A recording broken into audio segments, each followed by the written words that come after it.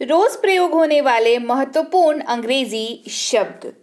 सबसे पहला शब्द है नतीजतन, फलस्वरूप या के कारण। यानी कि जब कोई चीज किसी वजह से हुई हो, किसी चीज का रिजल्ट हो, किसी चीज का नतीजा हो, आप इस्तेमाल करेंगे एज अ रिजल्ट। आप इस्तेमाल करेंगे एज अ रिजल्ट। जैसे कोहरे के चलते सभी उड़ानें देरी से चली।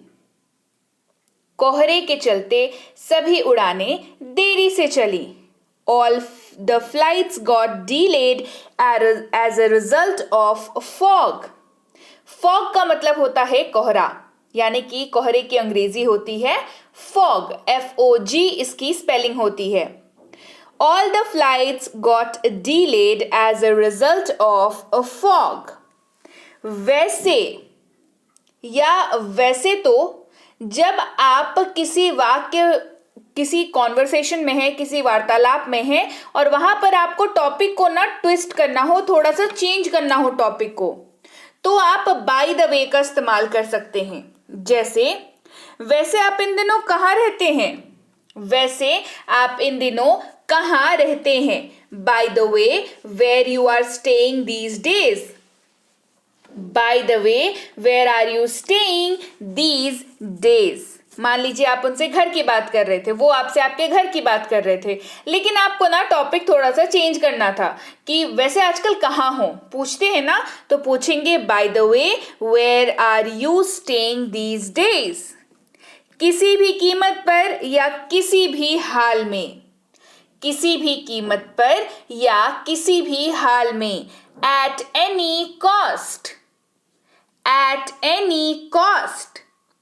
आपको किसी भी कीमत पर काम पूरा करना होगा।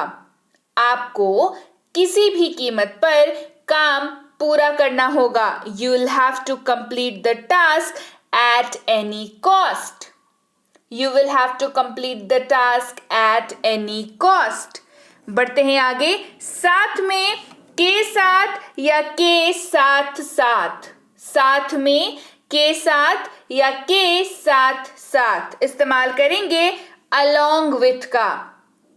किसका इस्तेमाल करेंगे? इस्तेमाल करेंगे along with का। जैसे क्या आप उनके साथ जा सकते हैं? क्या आप उनके साथ जा सकते हैं? Can you go along with them? क्या आप उनके साथ जा सकते हैं? Can you go along with them? आखिरकार, बोलते हैं ना आखिरकार, करेंगे इस्तेमाल आफ्टर ऑल का। किसका इस्तेमाल करेंगे? After all. जैसे जाओ और उनसे बात करो, आखिरकार वह तुम्हारे पिता हैं। जाओ और उनसे बात करो, आखिरकार वह तुम्हारे पिता है। Go and talk to him, after all he is your father. Go and talk to him, after all he is your father. बिल्कुल भी इस्तेमाल करेंगे एट ऑल। बिल्कुल भी इस्तेमाल कर लेंगे एट ऑल। जैसे मैं उसे बिल्कुल पसंद नहीं करता। मैं उसे बिल्कुल पसंद नहीं करता। I don't like him at all. मैं उसे बिल्कुल पसंद नहीं करता।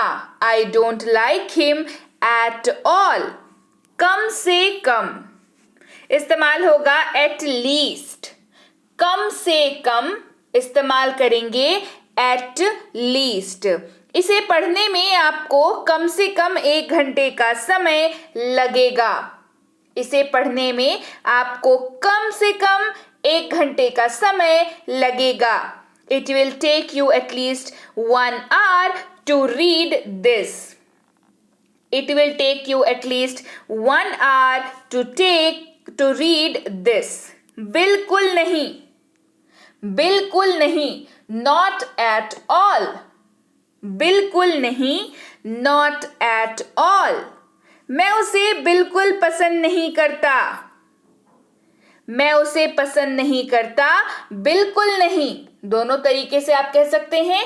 दोनों ही केसेस में आपका जो ट्रांसलेशन है, जो इस वाक्य की अंग्रेजी बनेगी, वो होगी आई don't like him, not at all. I don't like him at all, दोनों का ही इस्तेमाल आप कर सकते हैं, मतलब दोनों का सेम है ना। आई don't like him, not at all. I don't like him at all. भले ही या उसका के होने पर भी, मतलब ऐसा होने पर भी। इवन इफ का इस्तेमाल करेंगे, जैसे बारिश होगी तो हम भी जाएंगे, बारिश होगी तो भी हम जाएंगे। We'll go even if it rains. We will go even if it rains. बारिश होगी तब भी जाएंगे। We'll go even if it rains. तभी से, तब से, जब से इस्तेमाल करेंगे ever since का। ever since, मैं उसे तब से जानता हूं जब वह बच्चा था। I know him ever since he was a child. मैं उसे तब से जानता हूं जब वह बच्चा था। I know him ever since he was a child. छुटकारा पाना या पीछा छुड़ाना, get rid of. छुटकारा पाना या पीछा छुड़ाना, get rid of. मैं उस घटना से छुटकारा नहीं पा सकता। I can't get rid of that incident. Incident का मतलब होता है घटना, कोई घटना घटी हो उसको कहते हैं इंसिडेंट हुआ था, ठीक है। I can't get rid of that incident, मतलब कोई घटना जो बार बार याद आ जाती है, जिससे छुटकारा नहीं मिलता है, नहीं मिल पा रहा है। So I can't get rid of that incident. एक तरीके से या एक तरह से कहेंगे in a way. एक तरीके से या एक तरह से, इन अ वे। एक तरह से आप ऐसा कह सकते हैं, in a way you can say that. एक तरह से आप ऐसा कह सकते हैं, in a way you can say that. हमेशा की तरह इस्तेमाल होगा एज यूजुअल। हमेशा की तरह इस्तेमाल करेंगे एज यूजुअल। हर रोज की तरह या हमेशा की तरह मैं सुबह 6 बजे उठा। मैं रोज की तरह सुबह 6 बजे उठा।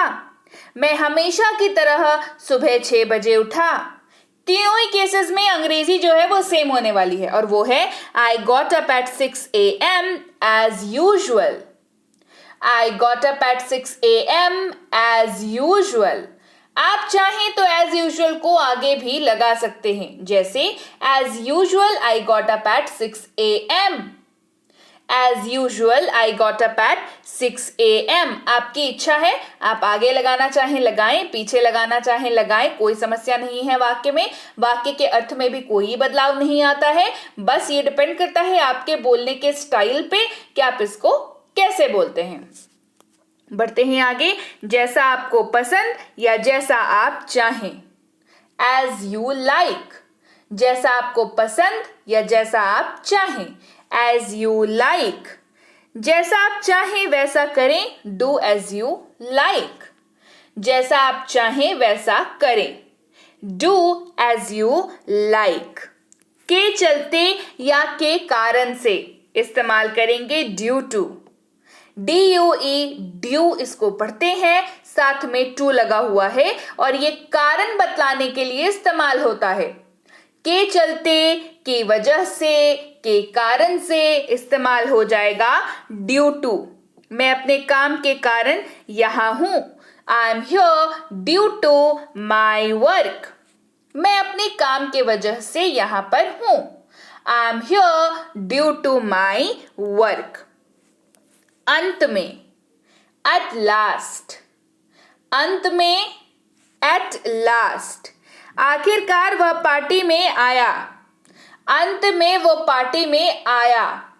आखिरकार वो पार्टी में आ ही गया। At last he came to the party. At last he came to the party. आखिरकार वह पार्टी में आया। आखिर में वह पार्टी में आया। अंत में वो पार्टी में आया। तीनों के ही अंग्रेजी कन्वर्जन में, अंग्रेजी अनुवाद में, अंग्रेजी ट्रांसलेशन में आप इस्तेमाल करेंगे at last he came to the party. Any more, कोई और, इसके बाद, इससे ज्यादा, तीनों के जगह पर इस्तेमाल होगा एनी मोर। किसका इस्तेमाल होगा? Any more. मैं और चावल नहीं खा सकता। मैं और चावल नहीं खा सकता। I can't eat rice any more. मैं और चावल नहीं खा सकता। I can't eat rice any more.